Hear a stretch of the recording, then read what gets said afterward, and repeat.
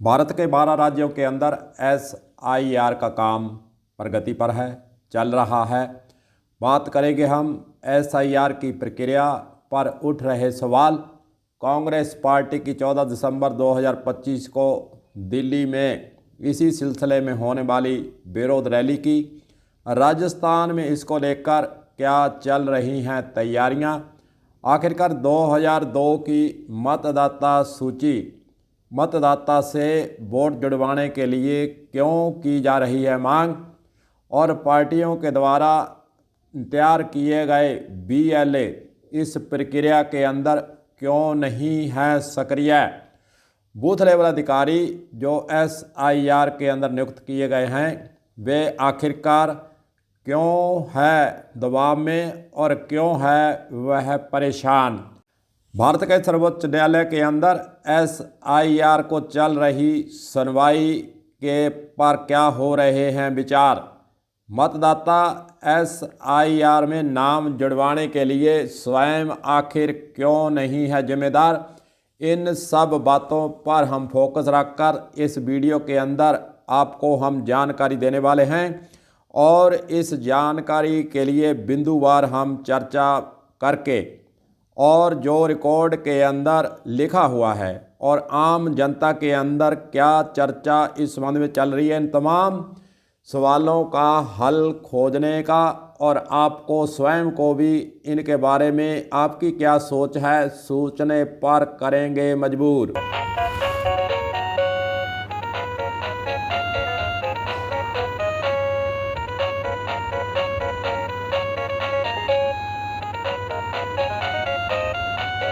चलिए करते हैं बातचीत का सिलसिला शुरू। जैसा कि आपको पिछले कलम न्यूज के वीडियो के अंदर एसआईआर की प्रक्रिया के बारे में कुछ जानकारी हम दे चुके हैं, लेकिन एसआईआर की प्रक्रिया जो 12 राज्यों के अंदर चल रही है, पहले बिहार के अंदर चली थी, सवाल भी उठे थे। उसके बाद कुछ निर्वाचन आयोग ने उसके अंदर सुधार भी किए हैं, और एसआईआर पर सवाल क्यों उठ रहे हैं, प्रक्रिया पर सवाल क्यों उठाए जा रहे हैं, इसके भी कारणों को खोजना बहुत ज़रूरी है। आपको बता दें कि 4 दिसंबर तक, जैसा कि राजस्थान के अंदर भी एसआईआर का काम शुरू है, 4 दिसंबर तक इसके फॉर्म लेने देने का जो बूथ लेवल अधिकारी है वह घरों के अंदर चक्कर आपके लगा रहे होंगे, जानकारियाँ आपसे जुटाने का प्रयास ज़रूर कर रहे होंगे। एसआईआर की प्रक्रिया पर सबसे ज़्यादा हमलावर कांग्रेस पार्टी है। हालांकि अन्य पार्टियां भी इसके विरोध में उतरी हुई हैं, लेकिन सबसे ज़्यादा जो बवाल मचा हुआ है वह कांग्रेस पार्टी के द्वारा भारत के अंदर मचाया हुआ है। साथ ही साथ मतदाता सूची के साथ उन्होंने एक नारा और जोड़ा हुआ है, वोट चोर गद्दी छोड़, और इसी को लेकर रैली जो होने जा रही है, रैली के बारे में भी आपसे हम शेयर करना चाहेंगे। कांग्रेस पार्टी की 14 दिसंबर 2025 को दिल्ली के अंदर वोट चोर गद्दी छोड़ और मतदाता सूची के एसआईआर को लेकर, इसकी प्रक्रिया को लेकर, इस पर सवाल उठाने को लेकर एक रैली दिल्ली के अंदर होने जा रही है। राजस्थान के अंदर इसको लेकर क्या तैयारियां चल रही हैं उस पर कर लेते हैं पहले बात, फिर बात को आगे बढ़ाएंगे। दिल्ली के अंदर 14 दिसंबर को होने वाली वोट चोर गद्दी छोड़ और एसआईआर की महारैली के लिए राजस्थान कांग्रेस कमेटी ने भी तैयारियां तेज कर दी हैं। इस रैली को लेकर पार्टी के पदाधिकारियों की शनिवार यानी 29 नवंबर को जयपुर के अंदर एक बैठक हो चुकी है। बैठक के अंदर एसआई प्रक्रिया की विस्तृत समीक्षा करते हुए बूथ स्तर पर नियुक्त सभी बीएलए को सौंपे गए कार्यों पर भी चर्चा की गई। प्रदेशाध्यक्ष गोविंद सिंह डोटासरा की अध्यक्षता में इस बैठक के अंदर प्रदेश के प्रभारी सुखजिंदर सिंह रंधावा, पूर्व मुख्यमंत्री अशोक गहलोत, कांग्रेस महासचिव सचिन पायलट और नेता प्रतिपक्ष टीकाराम जूली सहित अन्य इस कार्यकर्ताओं के द्वारा भी इस बैठक को शामिल होकर वहां पर अपनी हाजिरी लगाई है। डोटासरा ने मतदाता सूचियों के विशेष गहन पुनरीक्षण एसआईआर को लेकर दावा किया है कि इस प्रक्रिया के दौरान बहुत अधिक संख्या में मतदाता प्रपत्र बिना जमा किए ही काम हो रहा है, और उसके साथ साथ लाखों नाम सूची से हटाए भी जा सकते हैं। ऐसी आशंका कांग्रेस पार्टी ने राजस्थान के अंदर बैठक करते हुए कही है। एक वरिष्ठ नेता ने आंतरिक आंकलन का हवाला देते हुए कहा, यह कोई सामान्य पुनरीक्षण नहीं है, हमें ऐसे संकेत मिल रहे हैं कि लाखों मतदाताओं के नाम सूची से हटाए जा सकते हैं। गहलोत ने भी कहा कि देश का लोकतंत्र खतरे में है, देश किस दिशा में जा रहा है यह किसी को पता नहीं है। ऐसे में लोकतंत्र की रक्षा के लिए सभी कांग्रेसजनों को एकजुट होकर लोकतंत्र बचाने की इस लड़ाई के अंदर शामिल होना पड़ेगा। पीसीसी चीफ ने बीजेपी और चुनाव योग पर निशाना भी साधा है। भारतीय जनता पार्टी भाजपा कांग्रेस की तरफ झुकाव वाले समुदायों के निशाना बनाकर मतदाता सूची पर असर डालने की कोशिश कर रही है। यह डोटासरा के द्वारा आरोप बीजेपी पार्टी पर भी लगाया गया है। रंधावा ने भी पार्टी कार्यकर्ताओं से अनुशासन में रहने और इसे एक दिन के अभियान के बजाय लंबी लड़ाई लड़ने के लिए तैयार होने के लिए कहा गया है। राजस्थान के अंदर अभी हाल ही में जिला अध्यक्षों की नियुक्ति की गई है। जिला अध्यक्षों को काम सौंपा गया है कि 50,000 कार्यकर्ता दिल्ली की रैली के अंदर जाने चाहिए। वे अपने अपने ज़िले के अंदर तैयारी करें, कार्यकर्ताओं को दिल्ली ले जाने के लिए तैयार करें। इस प्रकार की रैली जो महारैली का रूप दिया गया है दिल्ली के अंदर 14 दिसंबर को होने वाली है। कांग्रेस पार्टी ने अपनी तैयारियां शुरू कर दी हैं।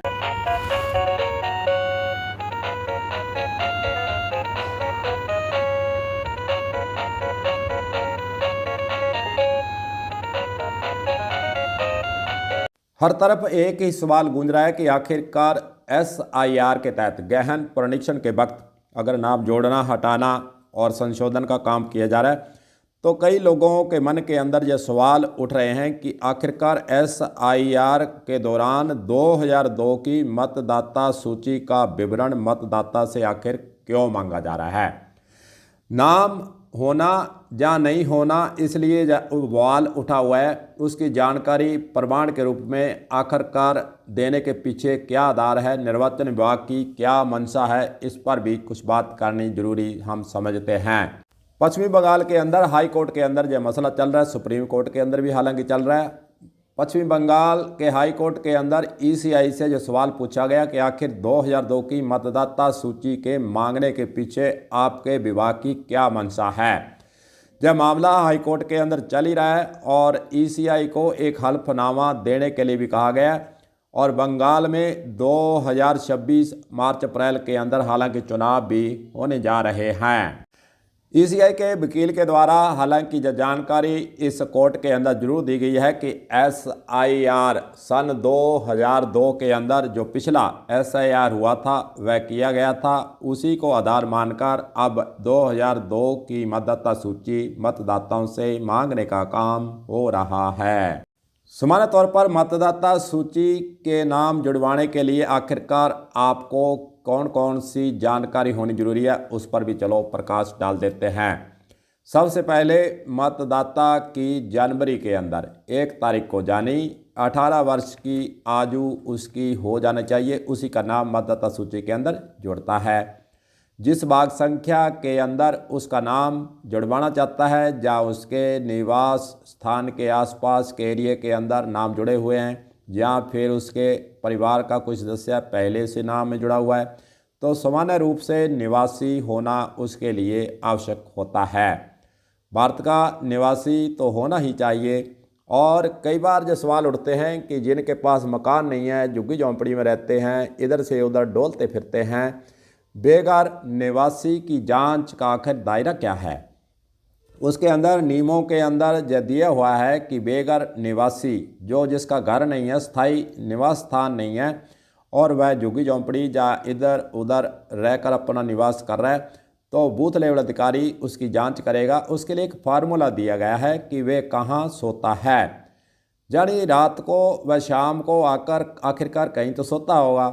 उसके जहाँ सोने का स्थान है उसकी सत्यता BLO के द्वारा की जाएगी और बार बार की जाएगी। ऐसा नहीं कि एक बार करने के बाद बार बार उस पर चौकसी रखते हुए उसका नाम रह भी नहीं जाए और गलत भी नहीं जुड़े, इसलिए उसकी चौकसी रखते हुए BLO की ड्यूटी है कि वह उसका सत्यापन सही रूप से करे।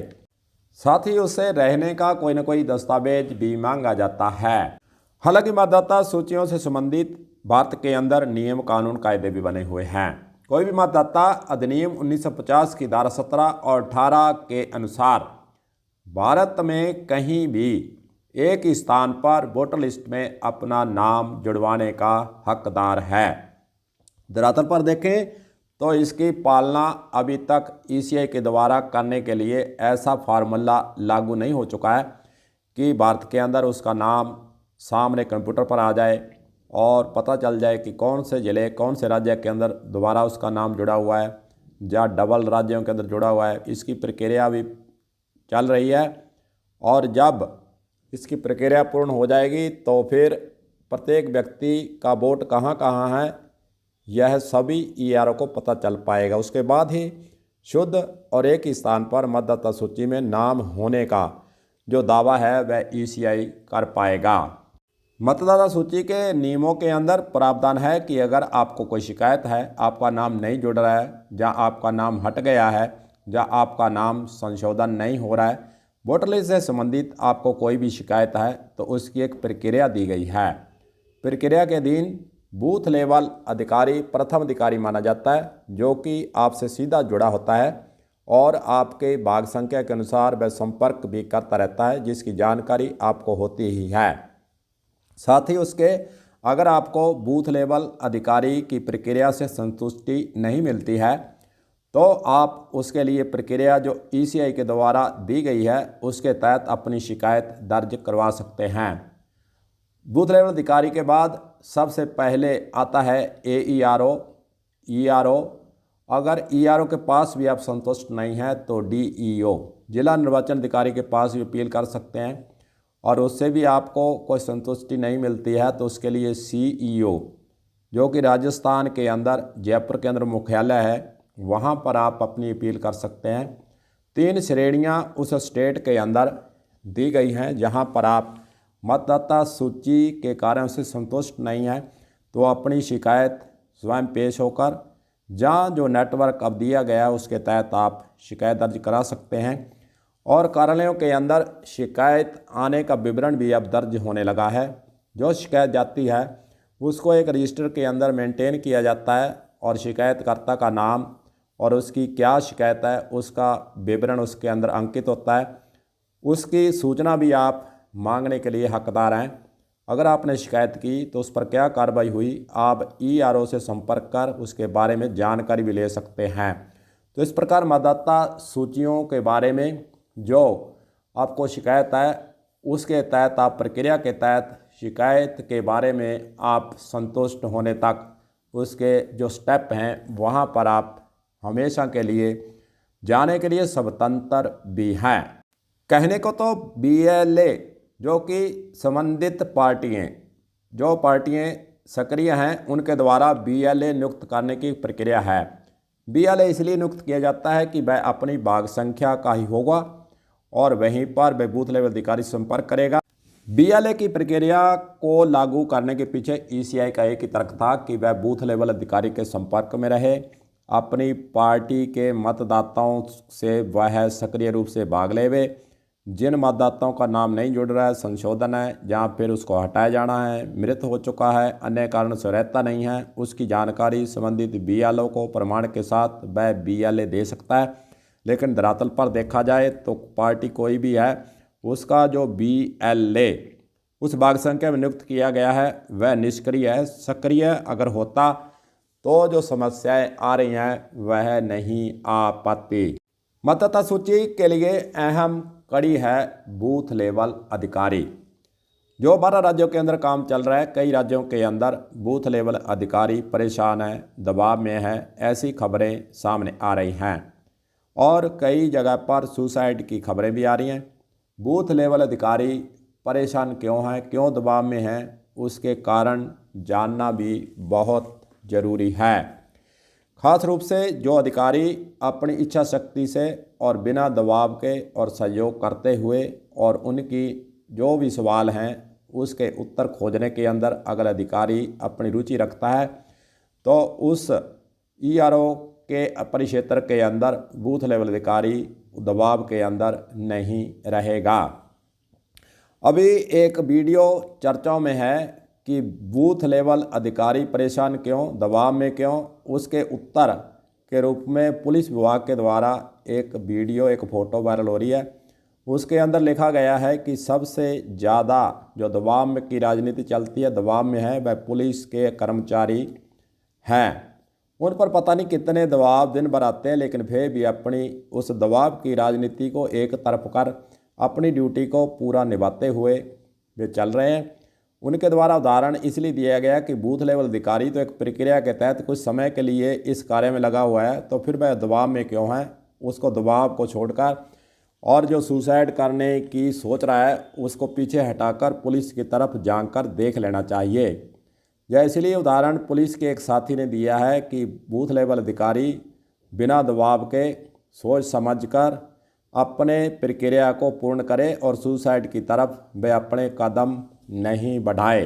यह स्लोगन जो वायरल हो रहा है, इसके तहत पुलिस विभाग के अंदर किस प्रकार कर्मचारी दबाव में काम करता है, लेकिन फिर भी वह सुसाइड की ओर कदम नहीं बढ़ाता है। रोज़मर्रा की चीज़ें हैं, लेकिन उसके अंदर एक लिखा है कि इस कान से सोना उससे निकाल दिया। ऐसा तो नहीं करना है, लेकिन हमें बिना दबाव के काम करने के लिए आगे कदम बढ़ाने होंगे, ताकि इस प्रकार की दबाव की राजनीति और फिर काम करने का तरीका उसको आप बदलिए। बहुत से ऐसे बूथ लेवल अधिकारी हैं जो तय समय के अंतर अपना काम पूरा करते हैं और फिर अधिकारियों की नज़रों के अंदर उनकी छवि भी अच्छी है। स्वयं बूथ लेवल अधिकारी को जब ध्यान देने की बातें होती हैं, उनसे सीखना चाहिए, उनकी प्रक्रिया को जानना चाहिए। आपके दिमाग के अंदर भी आपने एरिया का पूरी पिक्चर होनी चाहिए, नक्शा होना चाहिए, और वहाँ पर कौन वहाँ पर अच्छे सक्रिय कार्यकर्ता हैं, लोग हैं, उनसे संपर्क करना चाहिए। उनके मोबाइल नंबर होने चाहिए, एरिया का आपको पता होना चाहिए, गली का आपको पता होना चाहिए, मकान किसका है ये आपको पता होना चाहिए। जो पुराने लंबे समय से काम कर रहे हैं उसको प्रक्रिया जो अपना लेनी चाहिए। उस एरिए का एक एक घर का आपको पता होना चाहिए। उसके साथ साथ कई बार अपने मतदाता सूची के अंदर भाग संख्या तो होती है, लेकिन उसके नाम खोजने के लिए माथापच्ची करते हैं। आप एक आइडिया दे सकते हैं, एक तरीका अपना सकते हैं। प्रत्येक घर के आगे उसकी एक जो भाग संख्या के अंदर क्रम संख्या होती है उसको आप लिख सकते हैं, लिखवा सकते हैं। थोड़ा काम यह प्रक्रिया जरूर लंबी हो सकती है, लेकिन आप जब उस मकान के आगे जाएंगे तो आपको अगर क्रम संख्या भाग संख्या के साथ लिखी हुई मिलेगी तो आप मतदाता सूची के अंदर माथापच्ची से बचेंगे और आपको क्रम संख्या तपाक से पता चल जाएगा कि इस घर के अंदर इस क्रम संख्या के कितने वोट हैं। तो आपके उस घर के आगे जाने पर समय की बचत होगी और जो खोजने के लिए माथापच्ची होती है उससे छुटकारा मिलेगा। आपके दिमाग के अंदर पिक्चर ऐसी बैठ जाएगी कि आपकी भाग संख्या के प्रत्येक व्यक्ति को खोजना, उससे संपर्क करना और वहाँ पर जो अच्छे मौजूद व्यक्ति हैं उनसे संपर्क रखना और उनको साथ लेकर चलना। BLA से संपर्क करना, BLA को साथ लेना और उसके साथ साथ घरों के पास आसपास के इलाके की जानकारी आपको ज़रूर होनी ही चाहिए। वो हो मतदाता ढूंढने में आसानी होगी और बूथ लेवल अधिकारी को काम करने में बड़ी आसानी हो सकती है।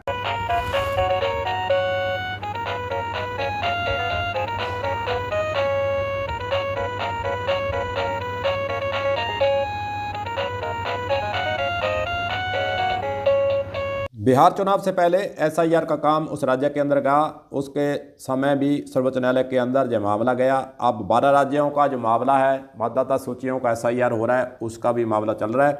2 दिसंबर को अगली सुनवाई रखी हुई है और कुछ हल्फनामे निर्वाचन विभाग से मांगे गए हैं, निर्वाचन आयोग से मांगे गए हैं।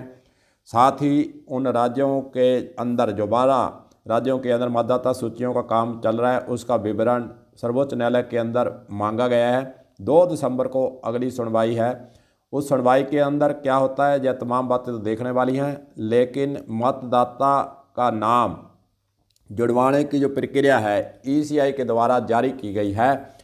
आखिरकार एक सवाल मन के अंदर सबके जो गूंज रहा है कि बूथ लेवल अधिकारी पर दबाव, उसके काम करने के तरीके पर सवाल और SIR जो पुनरीक्षण का कार्यक्रम चला है उस पर सवाल, पार्टियों के द्वारा सवाल और न्यायालयों के अंदर उसकी सुनवाई, उसके विरोध में स्वर, वीडियो और जगह जगह बूथ लेवल अधिकारी के दबाव के कारण सुसाइड, तमाम ऐसी बातें जो है बार बार राज्यों के अंदर उठती जा रही हैं, उस पर सवाल भी उठते हैं, फिर आरोप लगते हैं। पार्टियां जो सत्ता में पार्टी होती है उस पर दबाव लगाती है, और निर्वाचन विभाग और चुनाव आयोग दिल्ली के अंदर जो बैठा है उस पर भी सवाल खड़े हो रहे हैं, उसके अधिकारियों पर सवाल खड़े किए जा रहे हैं। लेकिन एक मन के अंदर सवाल यह पैदा होता है कि बूथ लेवल अधिकारी को ही आखिर क्यों जिम्मेदार माना जा रहा है, क्यों बूथ लेवल अधिकारी पर भी इतना दबाव और सवाल उस पर उठाए जा रहे हैं, जिस मतदाता ने अपना वोट डालकर नेता को चुनना है। आखिरकार उसकी तो जिम्मेदारी होनी चाहिए ना। मतदाता का नाम मतदाता सूची में नहीं है, मतदाता सूची से नाम उसका हट गया है, मतदाता सूची में नाम उसका शुद्ध नहीं है, उसके अंदर कमियां हैं। तो इसके लिए आखिरकार मतदाता स्वतंत्र क्यों छोड़ा हुआ है, सवाल ये खड़ा होता है। जिस मतदाता को सरकार चुनने का अधिकार दिया हुआ है, आखिरकार वह मतदाता सूची में नाम जुड़वाने के लिए जिम्मेदार क्यों नहीं है, यह सवाल खड़ा होना ही चाहिए। जब तक चुनाव आयोग और पार्टियां मतदाता का नाम सूची में जुड़वाने के लिए मतदाता को जिम्मेदार नहीं मानती हैं, तब तक भारत के अंदर जब कभी भी SIR या पुनरीक्षण का कार्यक्रम होगा, उस वक्त ऐसी दबाव की राजनीति, पार्टियों का हो हल्ला, मतदाता सूची का शुद्ध नहीं होना, नाम उसका रह जाना, नाम उसका हट जाना, नाम उसका अशुद्ध होना, तमाम ऐसे जो प्रश्न हैं उसके सवाल खड़े के खड़े ही रहेंगे। बूथ लेवल अधिकारी के साथ साथ अगर मतदाता को भी जिम्मेदारी अगर दे दी जाए, नियम में संशोधन कर दिया जाए, तो SIR का काम हो, चाहे प्रत्येक वर्ष विशेष पुनरीक्षण मतदाता सूची का काम हो, उसके अंदर आसानी हो सकती है। जो तमाम ऐसे सवाल, तमाम ऐसा हल्ला, तमाम कोर्ट के अंदर जो केसेज हो रहे हैं, तमाम ऐसे समय को जाया किया जा रहा है, उससे छुटकारा मिल सकता है। एक ही लाइन का ऑर्डर अगर निकल जाए कि बूथ लेवल अधिकारी के साथ साथ उस मतदाता की भी जिम्मेदारी होगी कि उसका नाम मतदाता सूची में आ जाए, तो फिर इस प्रकार के जो सवाल खड़े हो रहे हैं, रैलियां हो रही हैं, विरोध हो रहा है, समय उसके अंदर ख़राब किया जा रहा है, उसकी बचत हो सकती है। तो श्रोताओं, तो दोस्तों, ये हमने कुछ प्रक्रिया के तहत मतदाता सूची के अंदर जो प्रक्रिया के लिए सवाल खड़े हो रहे हैं, उसके सवाल के उत्तर और जो नियम कानून कायदे हैं उसके बारे में आपको थोड़ी सी जानकारी देने का प्रयास किया है। तो नमस्कार।